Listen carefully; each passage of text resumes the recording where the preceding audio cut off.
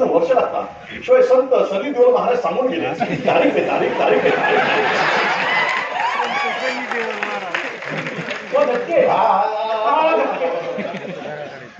यातून बाहेर पडण्याचा दुसरा काही मार्ग नाही का? मार्ग आहे मार्ग आहे, पण थोडे पैसे जास्त पडतील. चालेल. ठीक आहे, मी काय करतो, माझ्याकडे 15 दिवसानंतरची केस आहे, ती तारीख तुम्हाला देतो आणि तुमची तारीख मी त्यांना देतो. झटके हा, तर 15 दिवसांच्या आधीची तारीख नाही का मिळणार?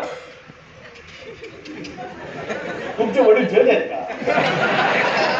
त्यांना सांग ना घराच्या 3 पत्ते वाटायला, मग तुझा डोका माझा डोका काय झालंय? आणि जज म्हणजे काय भाजीपाला वाटलं काय ना?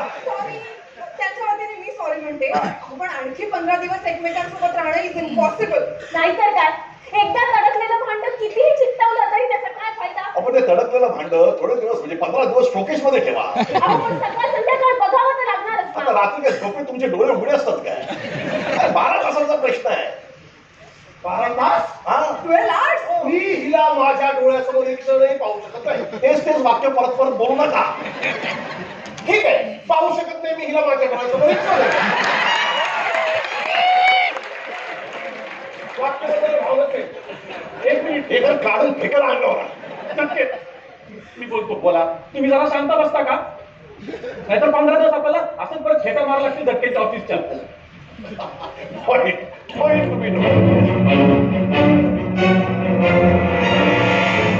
या 15 दिवसामध्ये काय काय बघावं लागणार आहे ते म्हणताय. मी एक सुचवू का?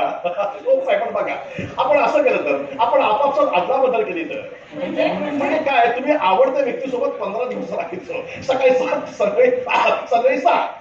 अहो काहीतरी काय बोलताय? सभ्य भाषेत याला व्यभिचार म्हणतात. आपल्या संस्कृतीत शोभेल का? आणि हे काय, याची बायको त्याच्यासोबत? नाही नाही, हे सगळं टीव्ही सिरियल्स मध्ये शोभतं, खऱ्या आयुष्यात नाही. आणि समजून घ्यायचा प्रयत्न करा, त्यातून काय होईल, तुम्हाला एकमेकांना समजून घेण्याची संधी मिळेल.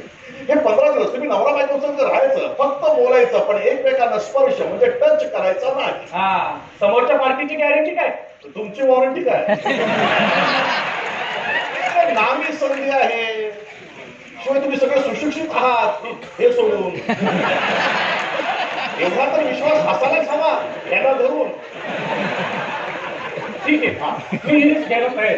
लग्न करण्याची मी रिस्क घेतली त्याच्यासमोर तरी काहीच नाही. त्याला ठरलं तर पुढचे 15 दिवस तुम्ही तुमच्या मनासारखे वागायला मोकळे. पण बंधन पाळू.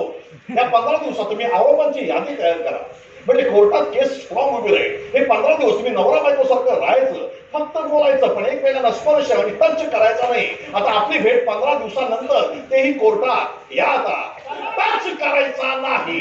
या